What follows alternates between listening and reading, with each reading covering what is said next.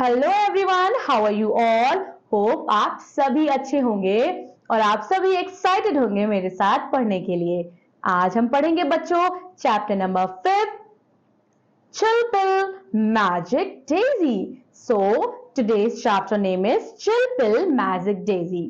बच्चों, I hope आपने अपने प्रीवियस चैप्टर की जो स्टोरी हमने पढ़ी थी उसको अच्छे से रिवाइज किया होगा।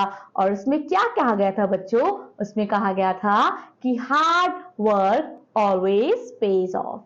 Now let's start the chapter number 5, Chill Pill Magic Daisy. Feeling angry? क्या आपको गुस्सा आ रही है? Here's a chill pill to help you come out of it. So यहाँ क्या है? एक chill pill है, एक रिलैक्स देने के लिए आपको पिल है। chill मतलब कूल, पिल मतलब दवा, इसलिए तो बोलते हैं ना chill pill। यानी कि यहाँ अगर आपको गुस्सा आ रही है तो इस चैप्टर में कुछ chill pill है आपके लिए। देखते हैं क्या chill pill है।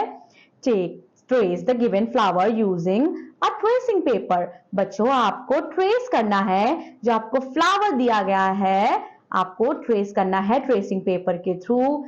Also right the text on the petals. और जब आप ट्रेस करेंगे फ्लावर्स को तो आप जो टेक्स्ट है उसको भी ट्रेस करेंगे। Cut off the flower and fold the petals in the dotted line. फिर आप कट करेंगे और फ्लावर्स को फोल्ड कर देंगे। Every time you are angry, open one petal at a time and do what is said. By the time your whole flower blooms, you should be feeling much better.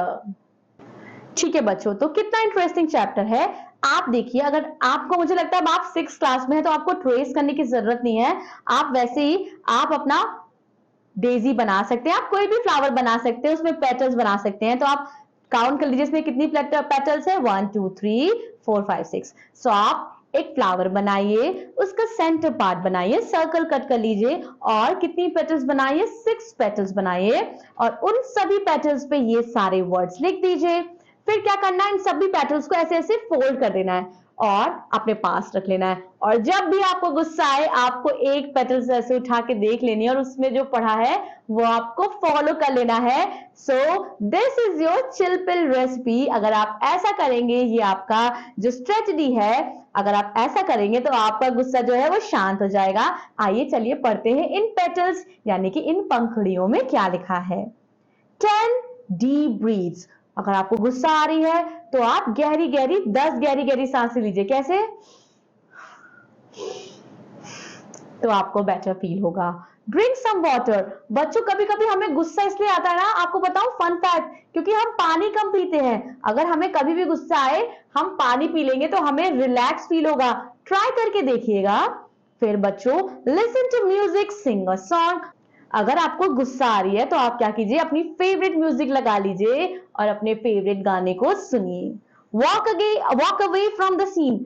अगर आप कहीं हो, वहां गुस्सा हो गई, आपके फ्रेंड से लड़ाई हो गई है, आपके पेरेंट्स से थोड़ी बहस हो गई है या कुछ भी हो गई है, तो उस जगह से एस्केप हो जाइए। मतलब 9 2 11 वहां से हट जाइए, क्योंकि वहां गुस्से में आप रहेंगे तो कुछ ना कुछ जरूर बिगाड़ लेंगे। इसीलिए उस जगह से साइड हट जाइए, किसी शांति वाली जगह पे चले जाइए। Talk to an adult. बच्चों, अगर आपको गुस्सा आता है, ज्यादा गुस्सा आता है, तो जरूर आप अपने पेरेंट्स से बात कीजिए, अपने ग्रैंड पेरेंट्स से बात कीजिए। वो तो आपको बहुत अच्छे से समझाते हैं। और अगर उनसे कोई सॉल्यूशन नहीं मिल रहा है तो आप अपनी टीचर से भी बात कर सकते हैं। Trust me, they will give you the best solution. Then we have think of happy thoughts.